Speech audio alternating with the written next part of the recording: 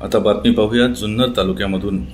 नारायणगाव येथील बजरंग दलाचे कार्यकर्ते व गोरक्षक तसेच नारायणगाव पोलिसांनी संयुक्तरित्या सापळा रचून बेकायदा गोमांस वाहतूक करणाऱ्या चालक व क्लीनरला ताब्यात घेऊन त्यांच्याजवळील 6 लाख रुपये किमतीचे गोमांस व टाटा टेम्पो 407 हस्तगत केला आहे।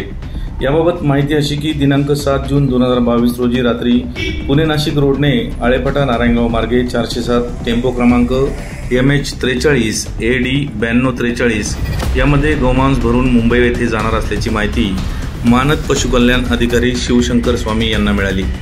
शिवशंकर स्वामींनी त्यांच्या विश्वासू सहकाऱ्यांना या गाडीची माहिती कळवून नारायणगाव पोलिसांची मदत घेऊन हा टेम्पो ताब्यात घेण्यास सांगितला। रात्री सुमारे 2 वाजण्याच्या सुमारास हा टेम्पो पुणे नाशिक हायवेने येताना गोरक्षकांना दिसला।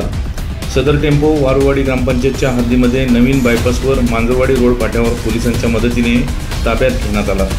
पोलिसांनी चालकाकडे चौकशी केली असता त्यांनी त्यांची नावे अझरुद्दीन जमालुद्दीन शेख वय 29 व क्लीनर अब्दुल नसीम खान वय 36 दोघेही राहणार सारा रहिवासी सेवा सदन कुरेशी नगर कुर्ला ईस्ट कल्याण जिल्हा ठाणे असे सांगितले। हा ट्रक मालेगाव येथे गाई व बैल कापून त्याचे मांस मुंबई गोवंडी येथे घेऊन जात असल्याची माहिती त्यांनी दिली।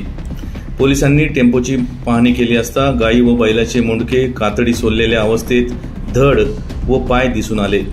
पोलिसांनी गाडी चालक, गाई बैल कापणारे, गोमांस विकत घेणारे व टेम्पो मालक यांच्या विरोधात महाराष्ट्र प्राणी संरक्षण कायद्याअंतर्गत 1976 चे कलम 5(क)(9)(अ) ब नुसार गुन्हा दाखल केला आहे।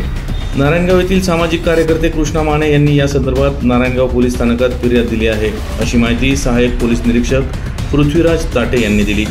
या कारवाईत शिवराज संगनाळे, कृष्णा माने, खुशी जंगम, सुदर्शन वाजगे, कौस्तुभ सोमवंशी, संकर्षण वावळ, ओंकार नायकुडी आदी गोरक्षकांनी सहभाग घेतला।